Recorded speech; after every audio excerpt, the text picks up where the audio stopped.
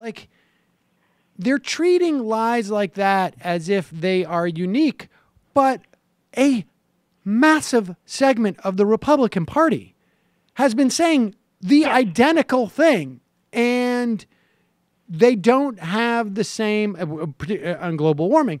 They don't have the press has like a special get out of jail free card as far as they're concerned when it comes to Trump. I mean, that's the wrong construct, because in some way it's like, actually respond like a human being card. But it's just good for Trump. Like this whole thing where Trump is sui generis. Well, I've heard that word more times now in the past 2-3 months in terms of Trump.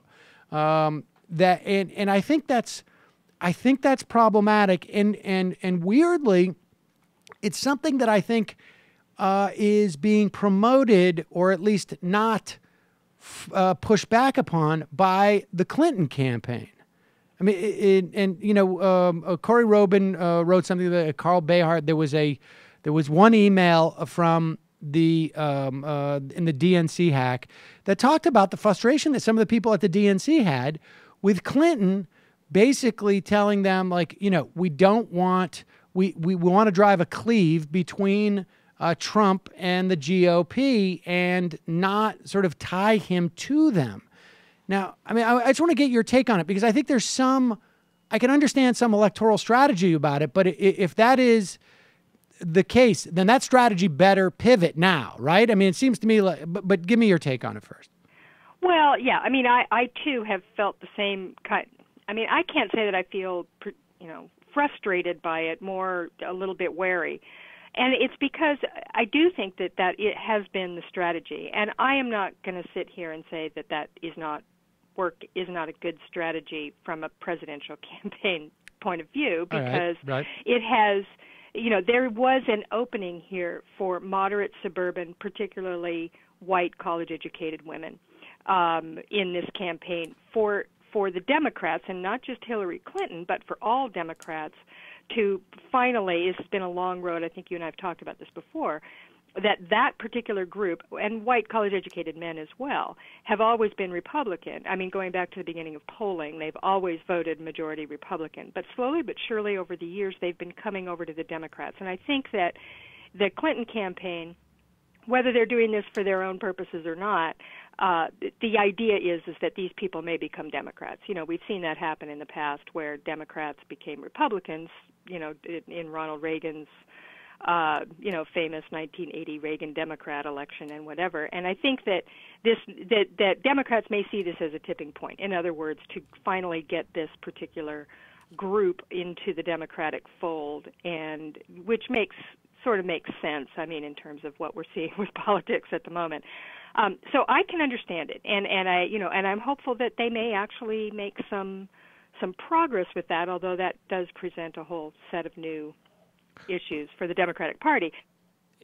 Indeed. Are you there? I feel like we just lost her for some reason again. All right, well, give us 1 second.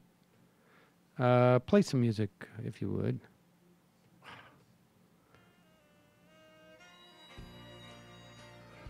Thought we had this corrected.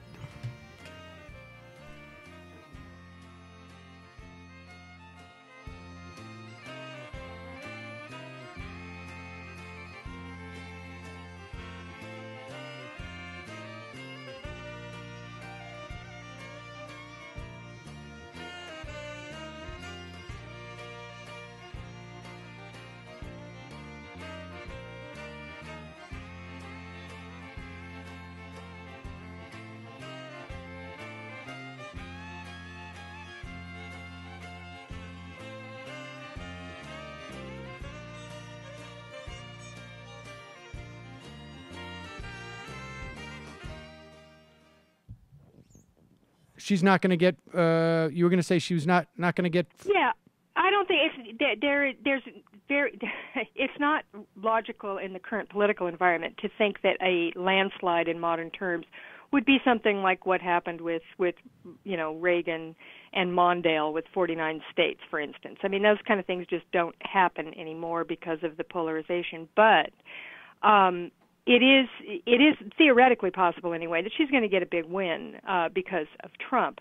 And if that's the case, then it's vitally important that she come out of this with some kind of a mandate on policy. And I kind of differ a little bit, I think, with Corey and some others who are worried, or Robert Reich, for instance, who are really worried that she's not going to fulfill her mandate, because really she is running on that very progressive platform that was hammered out at the DNC. So I think it's a little unfair to say that she hasn't said anything on policy in terms of trying to woo Republicans, at least not yet. So I'm not ready to condemn her for that. But she does need to tie Donald Trump and the Republican Party together so that she can get try at least to get a majority in the Congress, or at least humiliate the Republicans to a degree that at least, maybe Paul Ryan is drawn to the middle in some way and can work with Democrats. I mean, I don't hold out any great hope for that, but it's possible anyway. But if she just does this, it's just Trump, Trump, Trump, Trump, Trump, then that's not going to happen, because that'll allow all these other guys to separate themselves from him and say, hey, well, I'm okay. I'm not like him. And that's not going to work for her, I don't think. So I agree with you. I think that it's really important that the campaign start to make a case against Republicanism as Trumpism. You know what I mean? Definitely. And it's true. It's true. It's not like Trump. This is an interesting little known fact, I think, among people. When Trump decided to run for president, this was actually back in 2011. He's been planning this for a long time. It didn't just come out of the blue. And you remember he was talking it up. Of course, he's talked it up in the past before that, but he was serious in 2011. And he hired this guy. In fact, there was a lawsuit that was just settled with this guy, typical Trump. I think his name is Sam Nunberg, and his job was to listen to right-wing radio and give a report to Trump every day on what people were talking about. Trump didn't. There's certain things that Trump has believed his whole life. One is, the rest of the world is laughing at America. Our trade deals are terrible. And we need law and order. We got to keep the people, in line. The police don't have enough. That's really about it. The guy doesn't. That's the end of his consistent philosophy. That's just white nationalism basically. But on all this other stuff, including immigration, he got this from talk radio. This is where it comes from. This was where he got the idea to do, and he read Ann Coulter's book, Adios America. He's done this, and he went to Liberty University and talked to Jerry Falwell Jr. and he put all this together. He's nuts, but he's not without some skill in sensing the right wing zeitgeist, obviously. And he got this from the right wing. So it is republicanism. This is the Tea Party. It's the right wing. They've been there since the 1990s, as we know, the talk radio right. And, it's totally fair to tie him to that, because that's where he got it. It's not like this came out of, just Trump came out of nowhere and suddenly started talking about this stuff. And the bottom line is, he is the Republican nominee. It wasn't just like, I keep saying this over and over again, but it wasn't like, he was on the deck of the Starship Enterprise and, Jim Kirk and the gang had to go back to 2016 and they just beamed him in.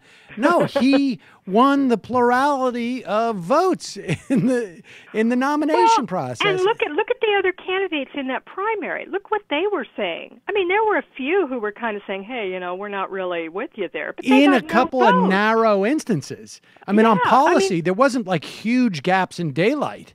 No, look at Marco Rubio. He moved so far out on the right, he fell off the edge, and he seemed pretty comfortable doing it. I didn't get a sense that he didn't want to. Ted Cruz was the runner-up. Ted Cruz was the runner-up. So, that's all you really have to know. That is the Republican Party, and it's not just the plurality that voted for Trump. It's the vast majority who voted for an entire, clown car full of right-wingers. Hello, you. I'm Sam Seder. Looking for smart progressive talk that is occasionally amusing? Well, subscribe to our YouTube feed. Subscribe to our podcast. Like us on Facebook. And just generally enjoy us.